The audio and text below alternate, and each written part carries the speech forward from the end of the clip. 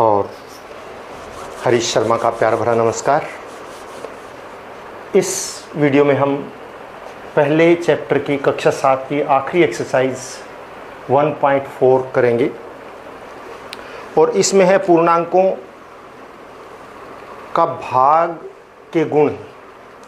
तो कौन सी चौथी संक्रिया भाग के गुणों के बारे में हम यहाँ पर सीखेंगे।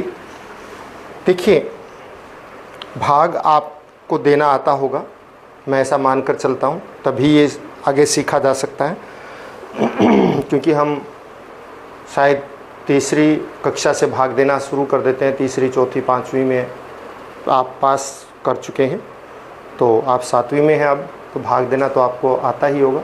फिर भी अगर कहीं ना कहीं समस्या है तो किसी और लेक्चर के अंदर हम इस बात को डिस्कस करेंगे कि भाग कैसे दिया जाए। और अब हमारा भाग से संबंधित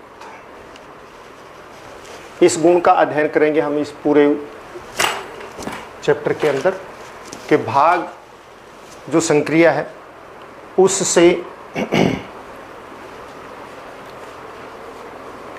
कौन कौन से यानी भाग के गुण। यदि हम किसी एक पूर्णांक को, मान लिया 6 है, उसको 2 से भाग देते हैं तो उत्तर 3 आता है। यानी पूर्णांक को पूर्णांक से भाग दिया, पूर्णांक ही आया।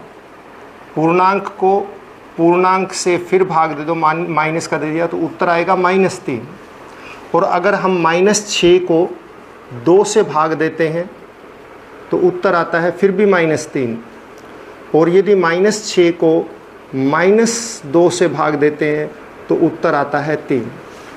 आप देखिए इनको ध्यान से, अगर हमने प्लस वाले को प्लस वाले से भाग दिया तो उत्तर भी प्लस का ही आया, धनात्मक ही आया।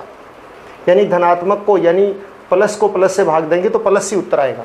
लेकिन यदि उनमें से एक भी माइनस है तो उत्तर माइनस का आता है।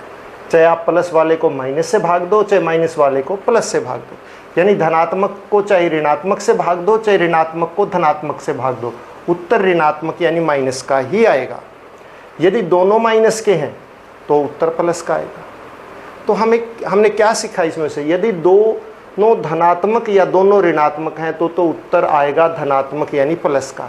अगर उनमें से एक धनात्मक और एक ऋणात्मक है, यानी ऋणात्मक एक है, चाहे वो जिससे भाग दिया जा रहा वो हो, चाहे जिसको भाग दिया जा रहा है वो हो, एक भी संख्या अगर माइनस की है तो उत्तर माइनस का आएगा। हम इससे ये कंक्लूजन निकालते हैं, इससे ये पता लगा कि यदि हमारा -a भाग b हो, चाहे a भाग -b हो, दोनों क्या होते हैं, बराबर होते हैं। एक तो ये निकला। एक, यदि दोनों प्लस के हैं तो प्लस उत्तर आएगा, दोनों माइनस के तो भी प्लस उत्तर आएगा। यही चीज, यही गुण गुणन में, गुणा में होता है, और यही गुण जो है भाग में होता है। और दीजिए भाग, आगे और चलते हैं हम। अब मान लिया ये हो सकता है 6 भाग मान लिया 4 आ गया, तो क्या ये पूरा कटता है? नहीं, ये 6/4, भाग का मतलब बटे में भी होता है, यानी कि 2 3 6, 2 दूनी 4, 3/2 आ गया। अब यहाँ देखिए पूर्णांक पूर्णांक पूर्णांक पूर्णांक पूर्णांक पूर्णांक, हर जगह पूर्णांक है, लेकिन ये पूर्णांक पूर्णांक और ये पूर्णांक नहीं आया, ये पूर्णांक में नहीं आता, बटे की संख्या है। इनको हम परिमेय संख्याएं कहते हैं, तो ये पूर्णांक नहीं है। इसका मतलब पूर्णांक भाग के संवृत्त नहीं होते हैं। यानी यदि हम एक पूर्णांक को दूसरे पूर्णांक से भाग देंगे तो हमेशा पूर्णांक नहीं आएगा। अब दूसरी बात, आगे चलते हम। यानी पूर्णांक को पूर्णांक से भाग दें तो ये कोई आवश्यक नहीं है कि पूर्णांक ही आएगा, तो ये भाग के संवृत्त नहीं है।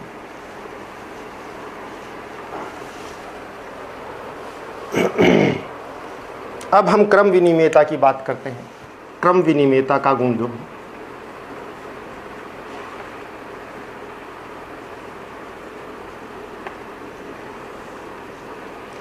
मान लिया हमने 6 को 2 से भाग दिया, उत्तर आ गया 3। क्या 2 को 6 से भाग करें तो उत्तर 3 नहीं आता, क्या आता है? इसका मतलब है देखिए 2/6 यानी 1/3 समान नहीं। इस तरह मान लिया 6 भाग -2 करें तो इसका मतलब होता है 6/-2 कट गया, उत्तर आएगा -3। लेकिन क्या 2 को हम -6 से भाग करें या -2 को -2 को 6 से भाग करें तो क्या आएगा? -2/6 यानी कि कट के आएगा -1/3, बराबर नहीं होते हैं। तो इसका मतलब पूर्णांक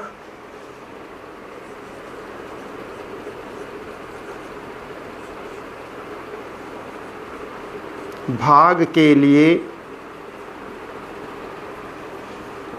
क्रम विनिमेय नहीं होते।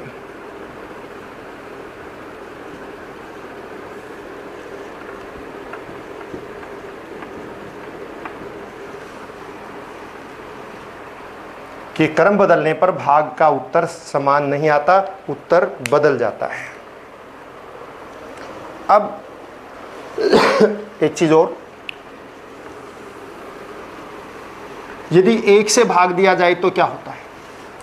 किसी भी संख्या को यदि हम 1 से भाग देते हैं, मान लिया 6 भाग 1, उत्तर आएगा 6, -6 भाग 1, उत्तर आएगा -6, -10 भाग 1, उत्तर आएगा -10, 50 माइनस का भाग 1, उत्तर आएगा -50। यानी जिस संख्या को हम 1 से भाग करें तो उत्तर वही आता है। इसका मतलब अगर हम a को भाग 1 से करें तो a ही आएगा। यानी किसी भी पूर्णांक को यदि 1 से भाग दिया जाता है तो वही पूर्णांक प्राप्त होता है।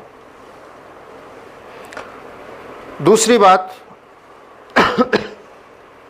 यदि हम पूर्णांक में शून्य भी है, शून्य से भाग दे दें तो हमें इसका उत्तर ज्ञात नहीं है।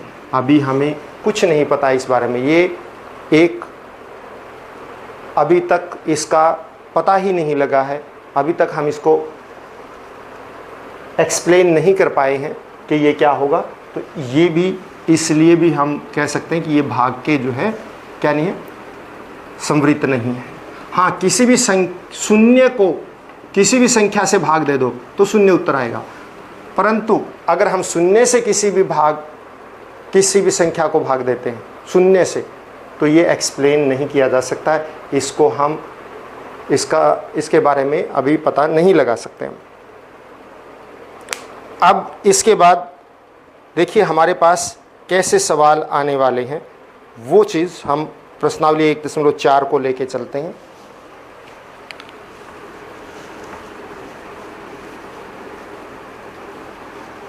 अधिकतर सवाल आपने खुद ही करने हैं, मैं केवल आपकी सहायतार्थ सिर्फ आपको हिंट देने के लिए हूँ।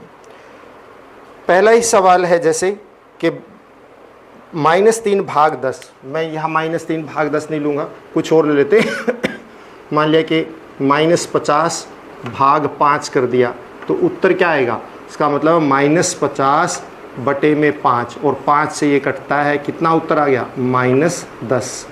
वैसे ही पता है एक माइनस का है तो उत्तर माइनस में आएगा, दोनों माइनस हो तो उत्तर प्लस में आएगा, और दोनों प्लस हो तो भी उत्तर प्लस में आएगा। इस तरह से इसमें बहुत सारी हैं। एक और है, आगे ले लेता हूँ मैं एक सवाल जी। आपके पास किताब होगी, नहीं है तो मैं आपको पहले दिखा देता हूँ कि इसके अंदर कौन कौन से सवाल हैं, ताकि आप उन सवालों को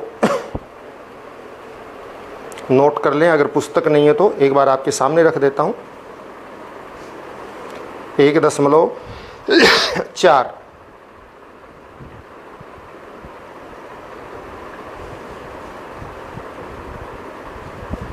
क्योंकि पुस्तकें उपलब्ध करवा दी गई हैं लगभग सभी को, फिर भी मैं आपके सामने एक बार स्टेटमेंट रख रहा हूँ।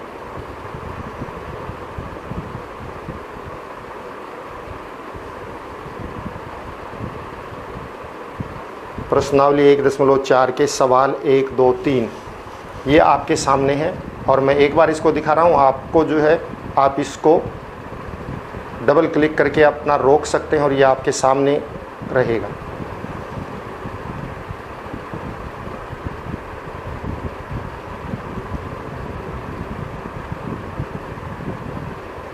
ये तीनों सवाल।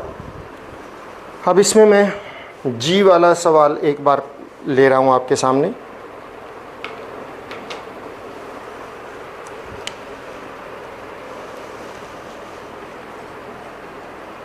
-31 भाग -30 प्लस -1 को आपने करना है।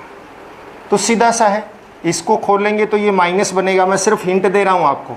इसको खोलेंगे तो क्या बनेगा, -1, और ये -30 और -1 क्या बन जाएगा, -31, और -31 को -31 से भाग देंगे तो उत्तर क्या आएगा, 1 आएगा।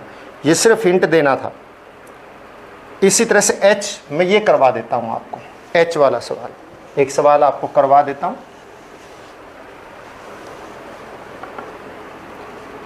-36 भाग 12 ब्रैकेट बंद भाग 3।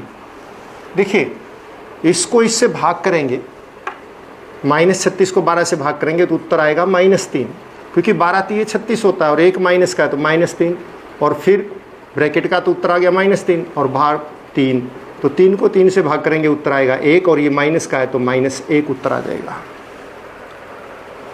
ऐसे ही सवाल हैं आपने करने हैं। अब दूसरा सवाल देखिए, ए बी और सी में आपने यहाँ पे देखा दूसरे के अंदर कि ए भाग बी प्लस सी बराबर नहीं है ए भाग बी प्लस ए भाग सी। तो ये आपको सत्यापित करना है। तो ए भाग बी प्लस सी का मतलब ए भाग बी और प्लस ए भाग सी नहीं होता है, ये आपने इसमें दर्शाना है, क्योंकि इसका मतलब ये इसके बराबर नहीं है। यहाँ पे दे रखा है ए का मान 12, बी का -4, सी का 2। हम कुछ और ले लेते हैं। चलो इसी में से आप कहेंगे सारे दूसरे सवाल करवा रहे हैं, तो इसी में से ले लेते हैं, दूसरा लेते हैं हम। बी, ए दे रखा है -10,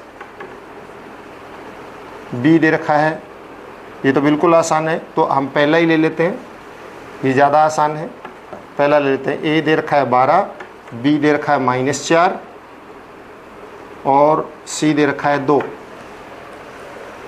तो ऐसे सवालों में हमने क्या करना है, पहले इनका मान रख दीजिए जहाँ जहाँ पे हैं।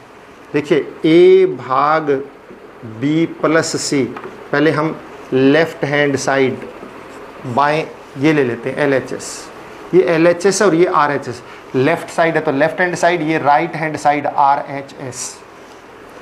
ए की जगह क्या है 12 भाग बी प्लस सी यानी -4 प्लस 2, कितना आ गया 12 भाग 4 -2, -4 प्लस 2 क्या होता है -2, और अब आप 12 को 2 से भाग करेंगे तो उत्तर आएगा 6 और ये माइनस का। अब आप RHS ले लो, क्या था ए भाग बी प्लस ए भाग सी। ए भाग बी क्या है, ए की जगह ए का मान रखो, ए की जगह 12 भाग बी -4, फिर प्लस ए भाग सी, ए 12 भाग 2,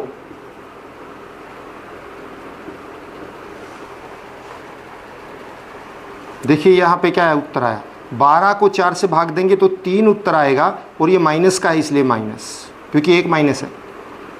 प्लस 12 को 2 से भाग देंगे तो 6 उत्तर आएगा, -3 प्लस 6 उत्तर आ गया 3, और वहाँ पे उत्तर क्या आया था हमारा -6, दोनों बराबर नहीं है। अतः हम क्या कहेंगे, अतः पूरा लिखने की जरूरत ही नहीं है, LHS बराबर नहीं है RHS के। ऐसा ही दूसरे सवाल में कर सकते हैं आप। इसके बाद हम तीसरा सवाल लेते हैं। तीसरे सवाल में मैं आपको अपनी तरफ से सवाल लेता हूं और आप इसके सवाल खुद करेंगे।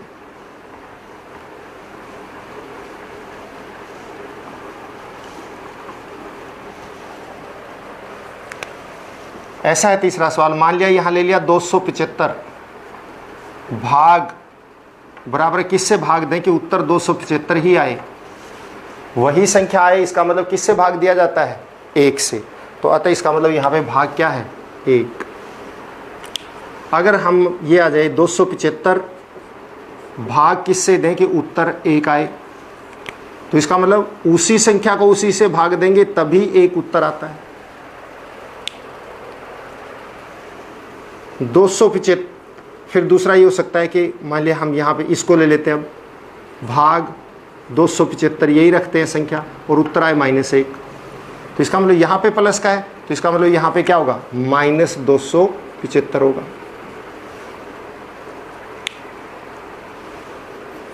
अब मान लिया यहाँ पे आपको ये कहा जाए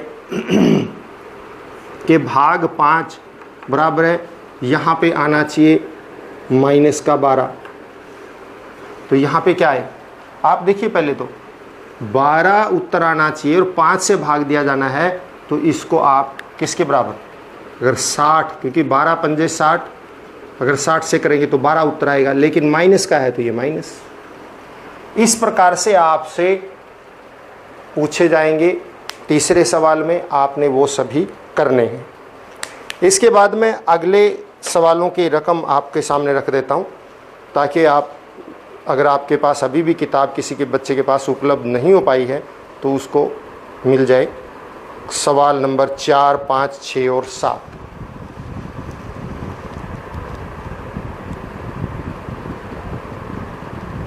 सात ही सवाल हैं इस प्रश्नावली में और इसके बाद ये हमारा चैप्टर ख़त्म हो जाएगा। और ये आपके सामने 4, 5, 6, 7, ये 4, 5, 6 और 7 ये सवाल हैं।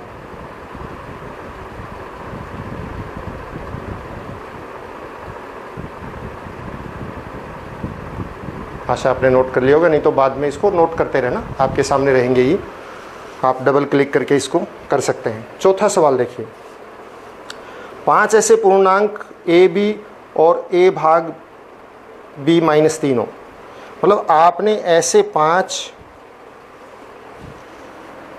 पूर्णांक ज्ञात करने हैं, पूर्णांकों के जोड़े, जिनको भाग दें तो उत्तर -3 आए।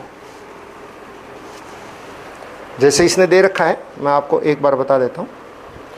5 ऐसे युग्म a और b आपने लेने हैं ताकि a भाग b बराबर -3 हो, और ऐसा ही एक युग्म इसने ले दिया 6 और -2, क्योंकि 6 को भाग -2 करेंगे तो 6 को 2 से भाग करेंगे तो उत्तर 3 आता है, और एक माइनस का, इसलिए -3 आ गया। आपने इस तरह से और भी सोचने हैं, मैं यहाँ पर आपके लिए 5 कर देता हूँ, तो उस 5 के लिए कर लेते हैं। 1 भाग 1 और 5, 1 और -5, ना सॉरी, हम 5 और -1, उत्तर -5 आएगा। दूसरा हम कर सकते हैं, ये 10 कर सकते हैं, यहाँ पे -2 कर सकते हैं। आप तीसरा युग्म -10 और 2 कर सकते हैं, क्योंकि 10 को 2 से भाग करेंगे 5 आएगा और ये माइनस का है, तो इसलिए -5। 10 को 2 से भाग करेंगे 5 आएगा, इसलिए -5। और कोई ले लेते हैं हम, 25 भाग -5 भी हो सकता है। 25 और 5 कहने का मतलब अगर भाग हटा दे तो ये आएगा। -25 और 5 भी ले सकते हैं, भाग करेंगे -5 आएगा। इस प्रकार से आपने -3 के लिए सोचना है। अब अगला सवाल हम लेते हैं, 5वां।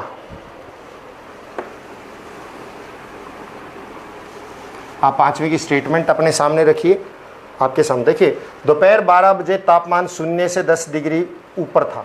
दोपहर 12 बजे को तापमान कितना था, 0 से 10 डिग्री ऊपर, यानी कि दोपहर को 12 बजे 10 डिग्री सेल्सियस तापमान था। यदि आधी रात तक 2 डिग्री प्रति घंटे की दर से तापमान कम होता है, हर 1 घंटे में 2-2 डिग्री कम हो जाता है, यानी 12 बजे अगर 10 डिग्री था तो 1 बजे 2 घट गया, कितना हो जाएगा 8, 2 बजे 2 फिर घट गया 6 हो गया, फिर 3 बजे 4 हो जाएगा फिर 4 बजे 2 रह जाए 2 डिग्री, 5 बजे 0 हो जाएगा, 6 बजे -2 हो जाएगा, 7 बजे -4 हो जाएगा, 2-2 घटता जाएगा। आपको बताना है कि 0 से 8 डिग्री सेल्सियस तापमान कब होगा। देखिए दोपहर 12 बजे तापमान क्या है, पहले आप ये देखिए, दोपहर 12 बजे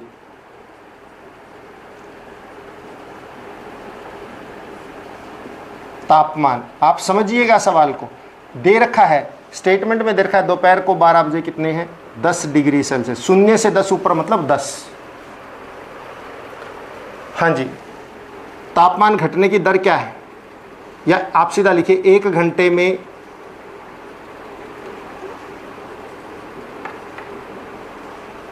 तापमान घटता है, कितना घटता है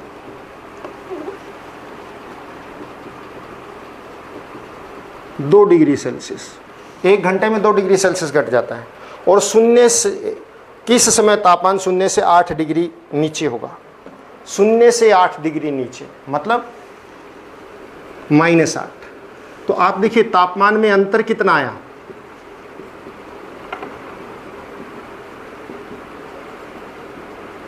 अंतर कितना रहा है, 10 डिग्री था और आपको माइनस कितना लेके जाना है 8 डिग्री, 0 से 8 नीचे का मतलब -8,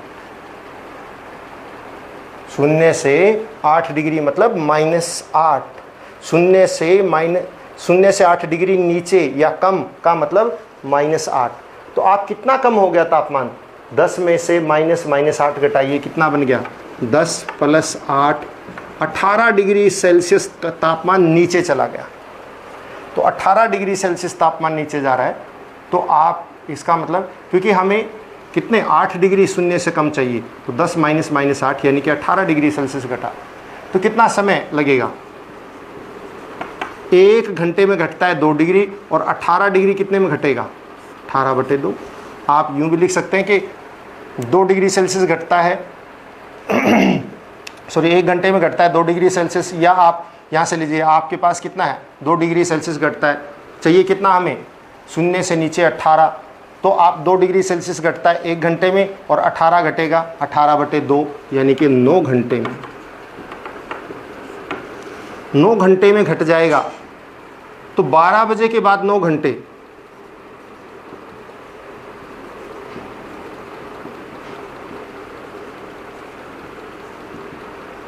अर्थात रात्रि 9 बजे।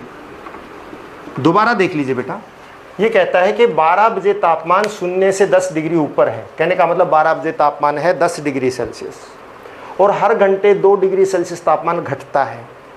0 से 8 डिग्री नीचे मतलब कितना तापमान हुआ, 0 से 8 डिग्री नीचे मतलब -8। तो अंतर कितना हुआ, 10 डिग्री था 0 से ऊपर 10, और फिर 0 से 8 नीचे चला गया, अंतर कितना हुआ 10 - -8, क्योंकि 0 से 8 डिग्री नीचे मतलब -8। तो उसको घटाइए, अंतर निकलाएगा, क्योंकि इस तापमान और इस तापमान का अंतर लेना आपको, अंतर ले लिया 18 डिग्री सेल्सियस अंतर हुआ। अब आप देखिए कितना समय, हम इसको दूसरे तरीके से कर सकते हैं, मैं दूसरे तरीके से आपको बता देता हूँ, सीधा ना करके, अगर आपको ये लग रहा हो।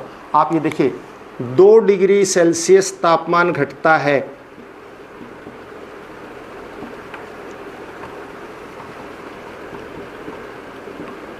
बराबर 1 घंटे में,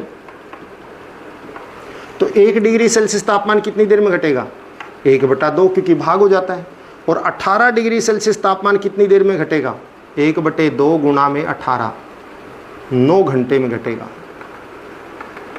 या आप सीधा ही दे सकते हैं कि 18 डिग्री और 1 घंटे में 2 डिग्री घटता है, तो आप भाग दे दीजिए 9 घंटे में। अब आप देखिए 12 बजे के बाद 9 घंटे का मतलब क्या होता है, समय का आपको पता है 12 बजे के बाद 9 घंटे का मतलब 9 बजे रात्रि। तो समय, इसलिए समय क्या हो गया, समय हो गया रात्रि। आप सीधा लिख लीजिए 12 बजे के बाद 9 घंटे अर्थात रात्रि 9 बजे। आगे भी इसने पूछ रखा है आधी रात को तापमान क्या होगा। आधी रात का मतलब रात को 12 बजे। अब आधी रात को तापमान 12 बजे यानी कुल घंटे कितना हुआ, 12 घंटे हो गए। तो अब देखिए 12 घंटे में तापमान घटेगा, क्योंकि आधी रात को मतलब रात्रि के 12 बजे, और हमें पता है कब, दिन के 12 बजे का तापमान 10 डिग्री है। तो कितना घटेगा, रात्रि सुबह दोपहर के 12 बजे से रात्रि 12 बजे तक समय, दोपहर 12 बजे से रात्रि 12 बजे के बीच समय कितने घंटे हो गया, 12 घंटे, क्योंकि 12 से 12 रात को 12 घंटे होता है। तो इसका मतलब तापमान घटेगा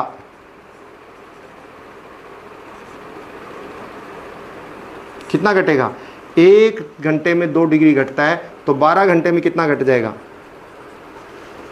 24 डिग्री घट जाएगा।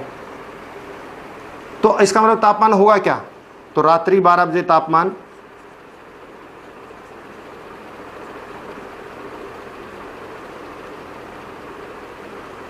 दोपहर को 12 बजे कितना था, 10 डिग्री, और उससे कितना घट गया, 24 डिग्री घट गया।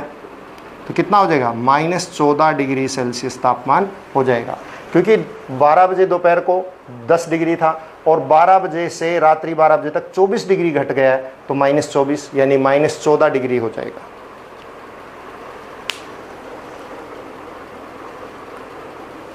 छठा सवाल,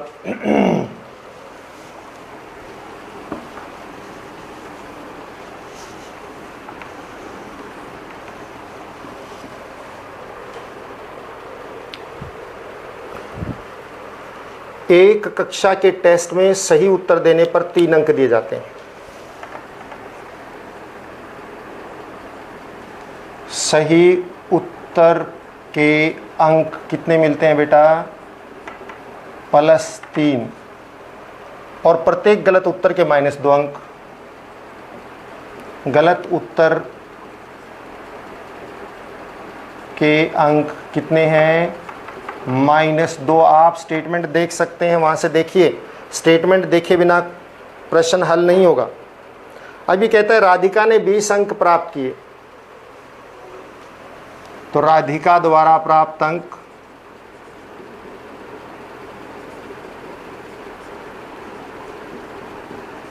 कितने हैं, 20। राधिका के कितने प्राप्तांक हैं, 20। यदि उसने 12 सही उत्तर पाए जाते हैं तो उसने कितने प्रश्नों का उत्तर गलत दिया। सही उत्तर कितने हैं राधिका के, 12। राधिका के सही प्रश्न यानी सही उत्तर यानी कि 12, तो राधिका के अंक, कुल अंक कितने होंगे फिर उसके, 1 सही के 3 हैं, तो 12 सही के कितने होंगे, 36। लेकिन राधिका के प्राप्तांक कितने हैं, 20। तो जो अंक काटे गए अंक,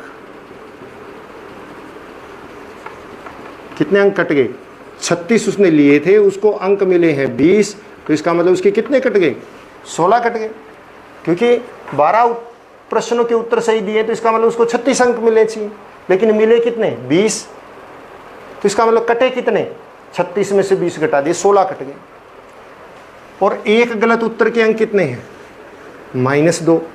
तो इसका मतलब गलत उत्तर कितने हुए, गलत उत्तर मतलब 16 भाग -2, यानी कि 16 बटे -2, यानी का मतलब 8, -8 मतलब -8 का मतलब 8 प्रश्न उसके गलत थे। कितने प्रश्न गलत हुए? 8। इसी तरह से इसका दूसरा भाग है कि मोहिनी ने यहाँ -5 अंक प्राप्त किए और उसके उत्तर सही कितने हैं? 7। तो उसके प्राप्त अंक कितने होंगे? 7। कुल अंक क्या होंगे? 7 × 21। लेकिन उसको मिले कितने हैं? उसको मिले हैं -5। तो काटे गए अंक क्या हो गए? -5 -21 -26 हो जाएंगे। और तो उसके गलत उत्तर कितने हो जाएंगे? 26/2 यानी कि 13 प्रश्न उसके गलत है। आपने खुद करना है ये, तो ऐसा ही है यूं का, तो बस संख्या बदलेगी। यहाँ पे आ जाएगा -5, यहाँ पे फिर आपने उत्तर आपका यहाँ पे 7 है, फिर ये आपने निकाल लेना है।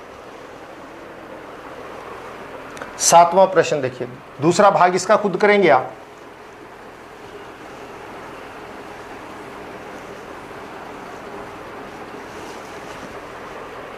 सातवां और अंतिम प्रश्न इस चैप्टर का और इस एक्सरसाइज का भी। एक उत्थापक किसी खान कूपक में 6 मीटर प्रति मिनट की दर से नीचे जाता है। एक मतलब खोदने वाली एक मशीन है, उसका कूपक है जो मिट्टी बाहर निकालता रहता है, वो 6 मीटर प्रति मिनट नीचे जाता है। यदि नीचे जाना भूमि तल से 10 मीटर ऊपर से शुरू होता है, मतलब भूमि तल यहाँ है और यहाँ से एक हमने पाइप डाली हुई है और यहाँ पे ये इस पाइप में एक ये कूपक, मतलब मान लिया कि ये ऐसी कोई भी ऐसा एक मशीन है, ये अलग अलग हो सकता है कि ये इसके अंदर जाता है। ये ऊंचाई कितनी है? 10 मीटर। और इसको जाना कहाँ तक है? नीचे 350 मीटर की गहराई तक जाना है।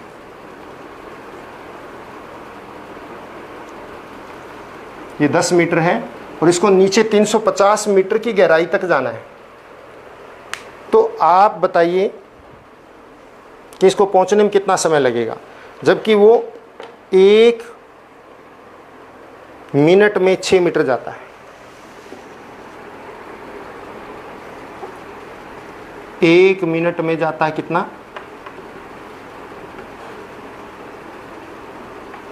कूपक जाता है